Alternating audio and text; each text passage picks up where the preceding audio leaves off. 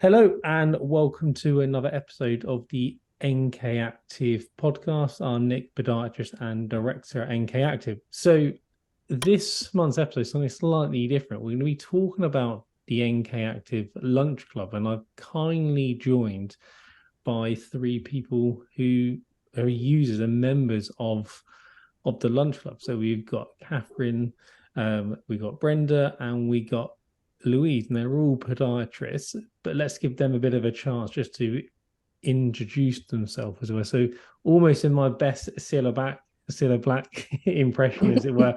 Catherine, what's your name? Where'd you come from? Hi, my name's Catherine Fletcher-Liddell. I am a private podiatrist. I run the CF Foot Clinic in Basingstoke in Hampshire. Perfect. Brenda? Yeah, sure. Hi, my name's Brenda Rogers. I'm also a podiatrist and I co-own Zest Podiatry and Physio in Oxford. And Louise, I suppose you're the one most closest to Liverpool, so you could do the Cilla Black better than we could. Couldn't possibly do Cilla Black. It's Lancashire. That would be like sacrilege, wouldn't it? So yeah, I'm Louise Reaney and I am the lead podiatrist at LR Podiatry in Sheffield. Perfect.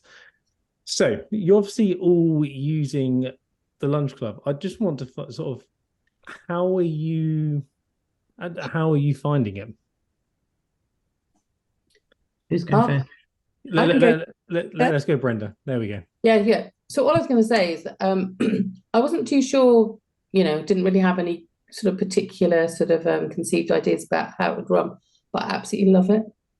So what I love about it is that the topics that we've gone through so far are all treatments and pathologies that we see every day, but there are some amazing little nuggets in there which just slip seamlessly from what you're saying. And what I absolutely love is seeing the online, seeing the live assessment as well, so that it's not just a sort of a conversation about pathophysiology, treatment plans. So I absolutely love that part. So that for me is the big takeout. And then what I do was also really appreciate the fact that obviously they're recorded.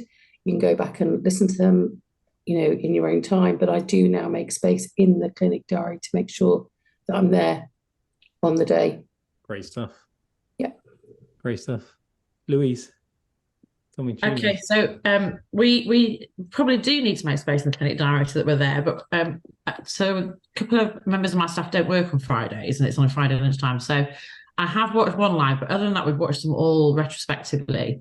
And I, like Brenda, I also love them. I think we're the sort of practice who are, I wouldn't call us an MSK practice, but we do increasing amounts of MSK. And I think to run an efficient and well-rounded podiatry practice, you need to be seeing MSK patients because that's where the problems are. And it's something that I've sort of upped my game in over the last few years. And so my staff that I'm now employing, there's the other three of them, have got varying levels of knowledge. And so it has been really brilliant for them. So what we have done is if we haven't watched it live, we have made other times for them to watch them. And it's also quite a good thing to do if the clinic's a little bit quiet and one of them's got an hour or so and there's nothing much in the diary, say, right, okay, well, this afternoon, can you watch the NK Actives one on, plantar fasciitis or whatever, one of the ones. So I really liked it. I also like the live aspect of it. I'm not great with lots of writing, and it's a bit like white noise, isn't it? It just goes. I'm severely dyslexic, so well, exactly. I'm not as dyslexic as you, but a little bit. You know what I mean? So the words writing is always difficult, isn't it? So I really like how visual it is.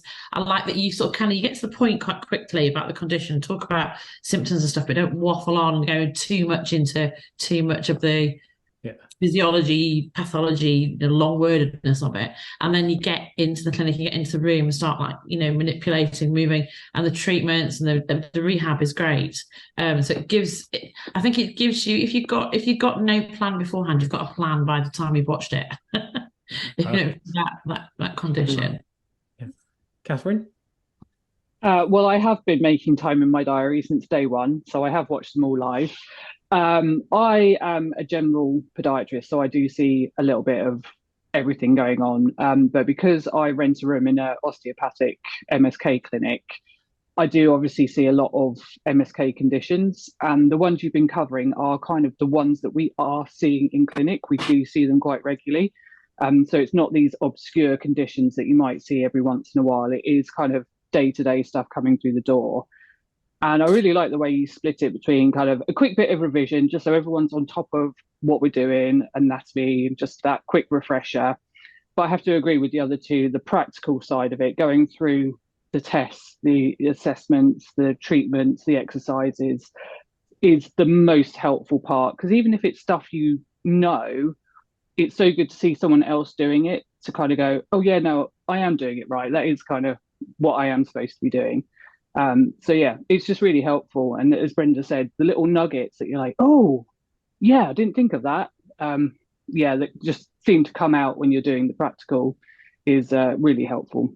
And that's all really nice to hear, because when we sat down and thought about the lunch club, as it were, I think you've all hit on three key points that we wanted, in that we wanted the live aspects. So if you're listening to the podcast, you won't see it. But if you're watching the video playback, I'm just using my iPhone now as a camera, and it is the exact same phone that I then use for the lunch club on Zoom. And the beauty of Zoom technology is that I could sit here, and if I wanted, the persons that editing my podcast are going to hate me now, because I'm about to move my camera around, and they're really going to hate that. They're really going to hate that. So sorry, Alan. And it is also then about the ability of making it short and sweet. I think an hour is a nice time frame. You can do a bit of revision, can't you? And then we then get down to the nitty gritty, and you talk about the conditions. How we started to come up with some of the conditions was, I'd say 90% of our caseload at NK Active is MSK based. So we basically looked at what are the most common problems we see in clinic, and this could most probably form the first 4 or 5 topics. And what we've actually got now, believe it or not, we've had enough requests from people to cover over, like, I stopped keeping track at 2 years worth of, so 24 months worth of topics lined up. Yes. I've now got the hard task of trying to map that in. If someone else wants another topic, I'm like, okay, how can I bring that in before 2 years' time? So oh yeah, we'll do that. It's going to be a 2-year wait. So I've got to try and problem solve that one. And I think the final part, Louise, you touched on, was the not always going to have time to watch it. That's the beauty of the playback of it, is that it doesn't matter. We've got, I think it's a couple of people who are in Europe, and then we've got a couple over in New Zealand and Australia. And because of the time difference, it's not really their lunchtime. Yeah. But they can watch it back as well. And I like that you have this little group CPD, Louise, in clinic, where you're busy, you may be quiet or something, where you've Yeah. said, okay, now let's just watch it as a team. Because I think as a team, you can then start bouncing ideas off each other and questioning and working with one another, and just get your thinking. Yeah, I mean, having a team of podiatrists is quite a new thing to me. So it's actually been quite nice for that we'd be able to do that together. But we tagged one of them onto the sort of end of a staff meeting. So we had a sort of a 45-minute staff meeting, and then did the lunch club and watched that, and then had a little chat about that, sort of over sandwiches and lunch and that kind of thing on a different day. But it is nice to just have the team involved in it, because it gets everybody chatting, everybody talking, and And I remember one episode with Brenda's partner in crime, Victoria. She was physically having lunch delivered to sit there and eat whilst doing the lunch club. I can't remember what it was, but it sounded rather nice and adventurous for lunch. It's like Deliveroo or delivering something direct to their clinic to sit down. And I'm like, that's the best way to do it. Absolutely. So obviously, if you can't watch it live, then all the recordings are then back up, and then we upload the presentation and everything afterwards. And we used it all, put it on that Heartbeat platform. How's everyone finding using that and accessing the talks after? I initially didn't find it that easy to navigate. I couldn't find the recordings initially, but once you kind of find them and know where they are, it's really easy to get into them, and you just play whatever one you want. Super easy. Yeah, good stuff. No, Louise, I'm not. I'm a worse person at IT, but once I actually got on, it is a really natty system, and if I can use it, then I think most people can. I think I'm quite a good benchmark for a technophobe. But no, it's great, and just having that repository of videos that you can, and then obviously people's comments, and the fact that you can message people, and other people will, it's like a sort of care and share session. I love that. So very excited. And your team finding it okay, Louise? Yeah, I mean, they're all, see, I'm the one that can't do the technology. They're all fine because they're all like under 40, so I didn't even realize there was a problem. It's just like, here it is, Mum, do it. Yeah. No, I don't think we haven't had a problem at all. It's been fine.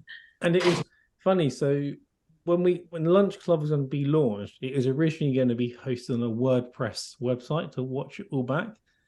And then someone told me about Heartbeat literally 48 hours before the first one. And I changed everything in 48 hours. So I thought that this Heartbeat was just so intuitive and easy to use. It just made sense. Whereas the WordPress version was a little harder to navigate. But no, it's there's been a lot of positive feedback around Heartbeat. So moving on then, is how you guys find that? Do you finding has it helping you in clinic, or how are things coming along with regards to that?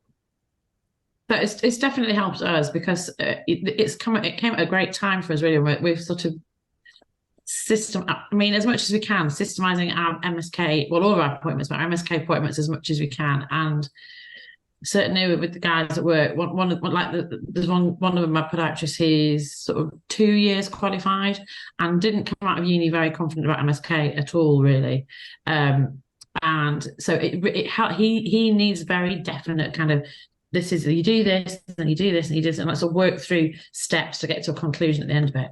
So it's fitted in really well with that. So we've kind of pulled out an MSK assessment form from it, and we have tweaked that a couple of times with some of the things that you've done, Nick. I thought, I forgot about that, and that's not in there, like that sort of thing. So we're sort of trying to make the appointments as smooth running for the patient and for the podiatrist as we can, really.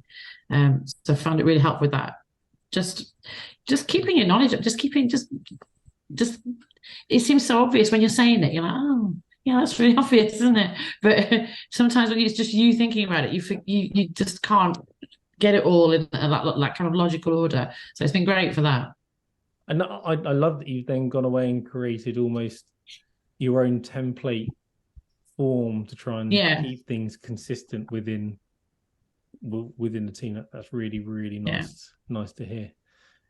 Catherine, over to you. I'm a little bit like Louise, actually. Since watching them, I've kind of gone back, because I'm on my own, I don't have a team. It's sometimes hard to kind of switch between a general podiatry appointment to an MSK appointment and kind of remember the steps and what treatment protocols you're supposed to do for what. So I've almost done the same as Louise and almost systemized the treatment plans for certain conditions. So it's been really helpful to be able to refer back to the videos and kind of go, all right, the next step is looking at this, and then looking at this, and then see if that's all right, then rehabbing this part, and just being able to go through and go, right, step by step, this is what we need to look at. It's been gret. Yeah, good. Brenda.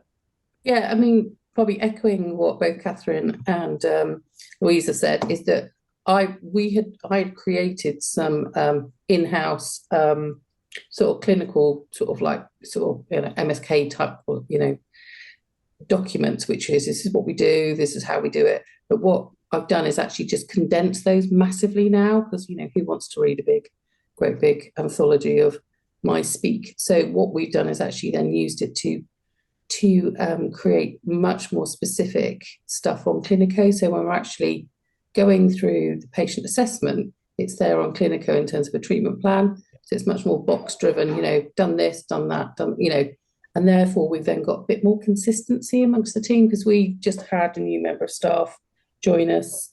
And we also have someone who works for us on a Saturday who comes to the NHS. So we've got sort of people at different stages, different caliber of knowledge. So it's just we don't want to systemize it, but we are being a little bit more consistent. And I think, it's sort of, it's just helped us hone in what's really, really important. So good.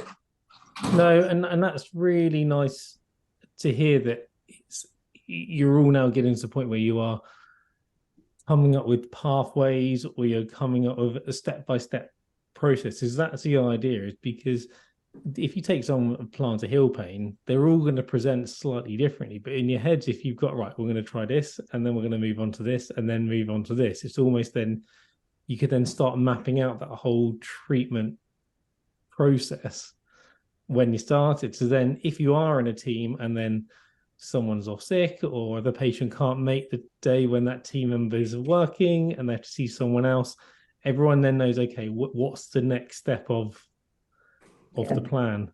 So that's really really helpful. What else would you guys like to see? What on the Lunch Club? Yeah. Personally, I'd like to see orthotic prescription. I know that's quite a broad subject, but again, those little nuggets that I was talking about, sort of don't just do a rear foot wedge when you can maybe do a lateral forefoot post. Those little, I haven't taught that. It's that confidence building. I think the theory's there. Well, I think so. But yeah, just those, and it's just that type of thing. And generally, one of the things that I'm seeing in clinic a lot, forgetting pathology, forgetting what they come in with, but generally we see a swathe of quite older people who are just deconditioned. And we're certainly working with our physio at the moment to try and come up with a program that maybe of use to people about how to set about moving away from decondition. But I think there's a massive podiatry focus, not just a physio focus, although we are sort of blended in many respects. So that would be, around gait and falls prevention, but just generally deconditioning. We can definitely. So over the last week, you are the sixth person to message me, people out the lunch who are in the lunch club and out the lunch club, to ask for help around orthosis prescribing courses or helping with. So I'll let you into a little September's lunch club episode is going to be around orthoses. Excellent.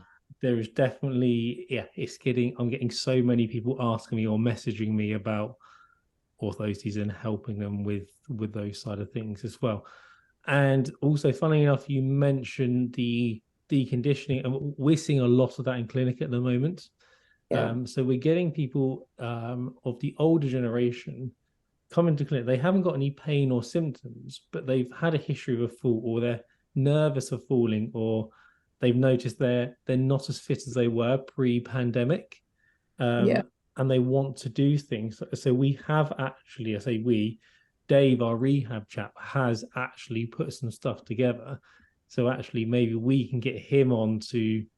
I can be cameraman type thing, and Dave can then be front and center with regards to, because when it comes to stuff like that, it's not about the pathology, because a lot of them, they'll come in, they'll all have a history of knee OA, hip OA, and that bit doesn't actually matter. It's actually getting to know the person and how can you help the person. And Dave's got some really good tips in the way he helps people and whatnot. And so I'll go in, and there'll be an 85-year-old on the floor, and Dave's teaching them how to get off the floor in case they have a fall or something, because they're like, they're like, it may happen. So he's like, well, if it does happen, you need to know how you're going to Get up. get up with it. And now we've got this bunch of 85-year-olds in clinic who can get up off the floor without any assistance of any chairs or anything, get up on their own. I just hope they didn't just start deliberately diving around on the floor too much. So yes, those two we can Brilliant. definitely look at adding in. Louise.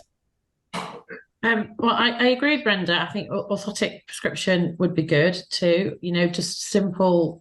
Really, it doesn't have to be anything fancy, but just really basic stuff. I think it would be great. Just because I think sometimes with prescription, you feel like you get into a little bit of a rut with it. You sort of can be doing the same thing over and over a little bit, and if you don't, you forget how to tweak things sometimes. So that would be good. Also, something like just repeat, but not totally repeat what Brenda said, but I love the condition specific stuff. And if you've got another 24 months of that or whatever, that's brilliant. Let's just keep going through those. That's great. But I agree. Since the pandemic, we are seeing a lot of people who are just not as they were and are struggling a little bit. The other thing, we had a visit at our practice a couple of weeks ago from the vascular specialist podiatrist from Sheffield Health Authority, who came to talk to us because of a collab we'd had on a patient. And as I suppose we all know, most NHS podiatrists now are just dealing with limb salvage. That's where they are. There's nothing else happening. The health education bit of it that they used to do before people got that bad is just not happening. So he was saying to us, the more you guys can do to keep people moving when they're well and keep them well and keep them moving means eventually they're not going to end up at his door and needing bits removed. So we have been quite conscious of that. I'm like, just people do. I mean, I know myself at age. I mean, you slow down, you get you're not as strong as you were. Your balance is not as good as it was. So things along that would be great to sort of stop trips and falls, and just keep people moving so that their circulation's still going. Funny enough, I recorded a podcast episode that I think is going out after this with a GP up in York that I know through some Facebook groups and connections, and she's really passionate around keeping people active regardless of age and whatnot. And the one thing we both got in common, we're both sort of a bit of Peloton addicts, as it were. And we're not saying everyone should get a Peloton, but what we're saying is just if you find the right thing that works for you, actually how simple it can be to keep moving and keep active. Because as we get older, I think the stats are horrible reading. I think over the age of 65, if you have a fall in the UK, require hospital intervention, the mortality rate at 5 years is 50%. That's shocking. It is. And just I think it's around 38 to 42% of falls are preventable just by someone keeping active. And you're sort of thinking that's like horrible numbers, absolutely horrible numbers. And so I think we can definitely look at adding those in. Catherine. So obviously I agree with the other two on subjects to be covered. I think you have it in the works anyway, but like first MTBJ problems. And the only other thing, and I don't know how easy it would be to do for the lunch club, but obviously you have Charlie as your model. Yeah. And she is very, very bendy, flexible, hypermobile. And sometimes it might be nice to actually see someone who is kind of more the other end and a bit stiffer, which is what we normally see is kind of kind of the harder to move joints, and you haven't got that movement in the joint, and they're harder to assess because you can't do it as well. So it might be quite nice to kind of see the other end of the spectrum and not just joints move like this, great.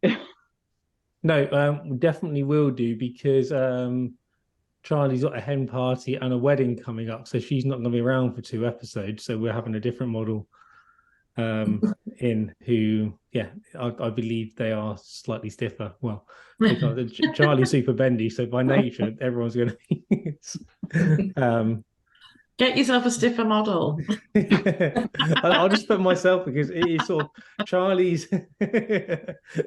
one end of the spectrum, and I'm the complete opposite. But actually, what we could start doing is, look, if Dave's a cameraman, I could quickly demonstrate sometimes. Look, this is one end, and then this is the other end on me, because flexibility is not my forte whatsoever, and I do have some stiff joints as well due to previous injuries. So then it sort of just gives you a bit of flavor of not seeing the same person every time. I think it's midfoot OA this month, and I think first MTPJ pathology is then the month after, if memory serves me. I've actually written it down, Nick. It's midfoot in June and first MTP is August. Yeah. With a bit of hypermobility in July. There we go. I'm glad someone knows the schedule better than I do.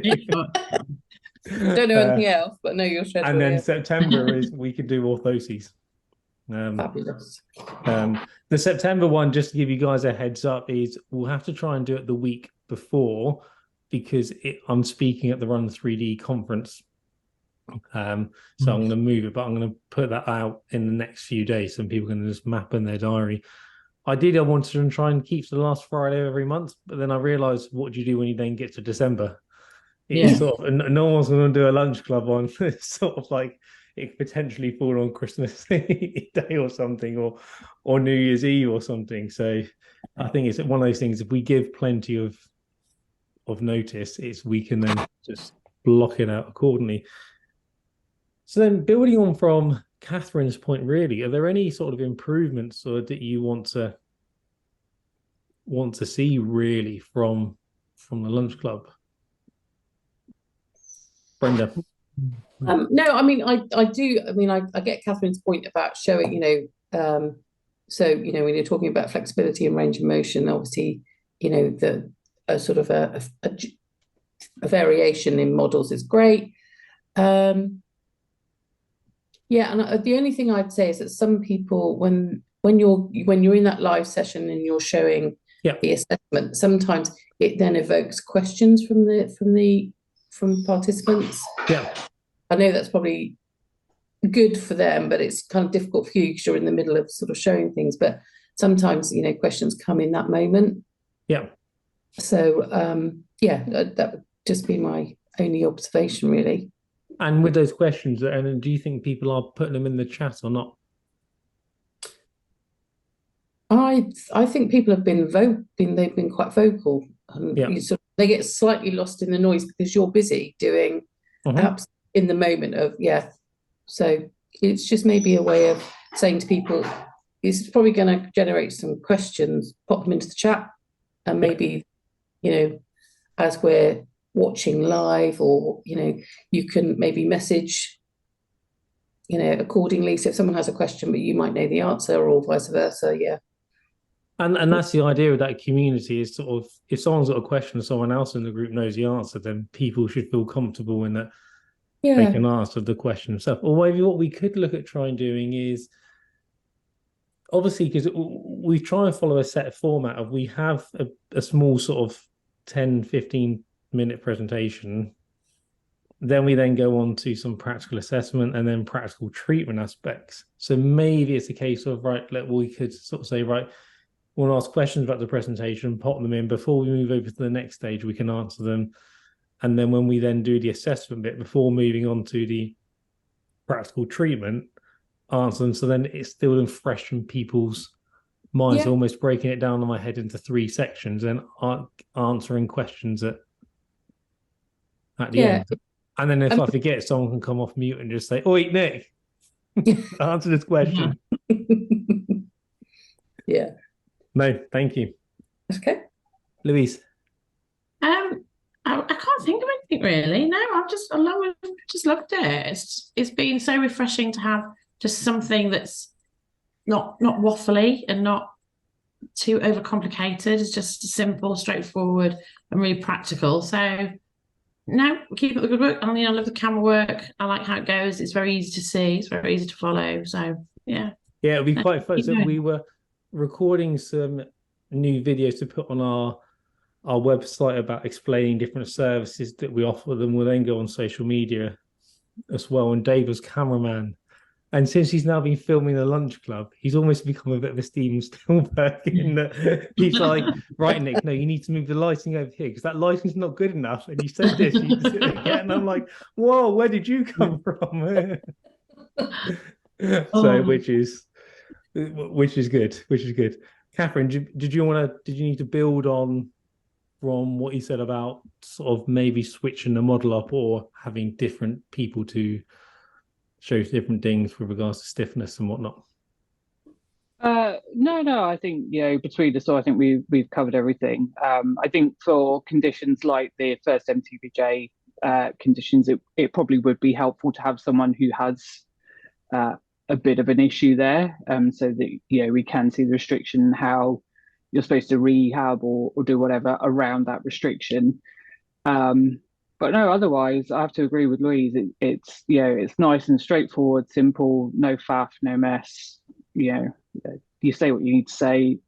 Yeah, it's like Ron still. That's what it says on the tin, doesn't it? So yeah, no waffle. Good. No, it's good.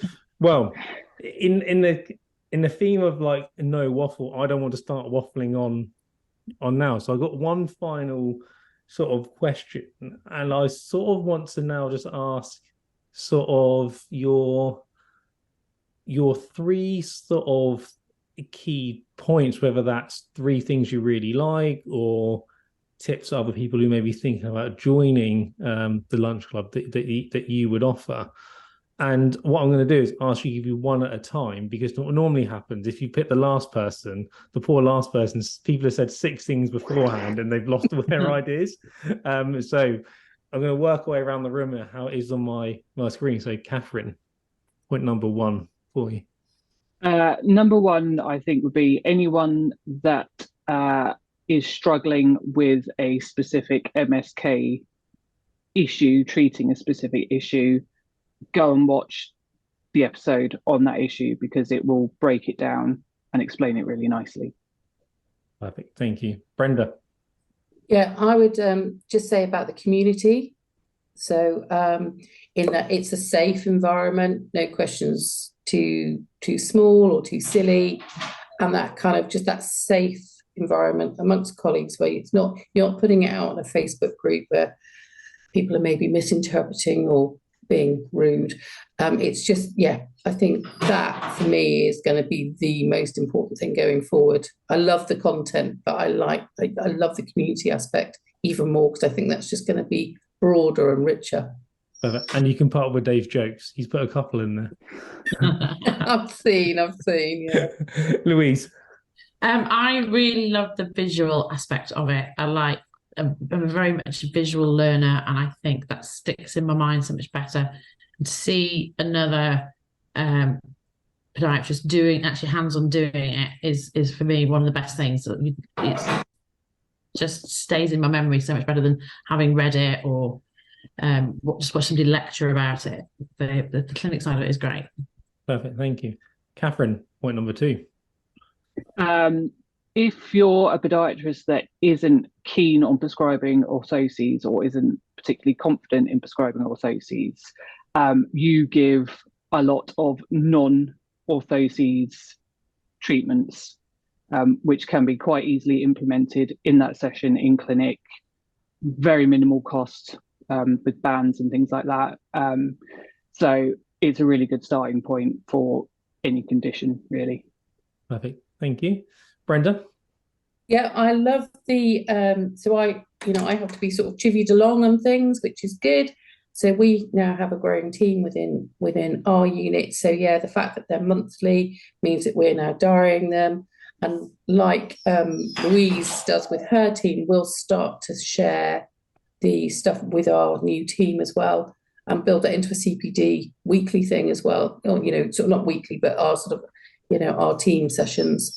And that will be even better, because then it's planned learning for the rest of us as well. So love that. Perfect. Thank you. Louise, point number 2. Point number 2, I love that we have it now. We've got ownership of it. We've got it, and we can use it whenever we need it. So that feels very reassuring. When you first did it, and it was like you've got it, and you've got it for like this many weeks, I was like, it's gonna go, and I'll forget it. So I like the fact we've got it, and we can look at it whenever we like. That's it. As long as you remember that you've got access to it for indefinitely, effectively. So because it's not going anywhere. So Lunch Club. I love that. So final point, Catherine. I do like the fact that you can go back to it, but the fact that it is a set kind of time every month does kind of make you focus in more at that specific time, and you set aside the time to do it. You haven't got the distractions going on around you. So I actually like the fact that it is live at that time and not just a pre-recorded, go watch this video when you can, do your CPD online. It is live. You have the ability to focus, to ask questions as they come to you. So I think that live aspect, it's great having the recordings, but the live aspect I think is actually really, really important. No, thank you. And that was something that we really wanted to add in, because it's during our normal clinical day. So we all have patients at 1 p.m. when it finishes. So it really holds us to accountable, like, right, it has to be finished at 1 p.m. And we worked out it takes one whole clinical day per lunch club. By the time we write the topic, Charlie does the lit review for us. We then map it out. We have a couple of run-throughs. Dave does his camera angles to work out different things. So then on the day when we run it live, hopefully it all runs smoothly.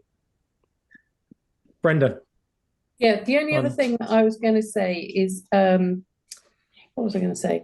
But yeah, that the community per se are adding to what they want in it.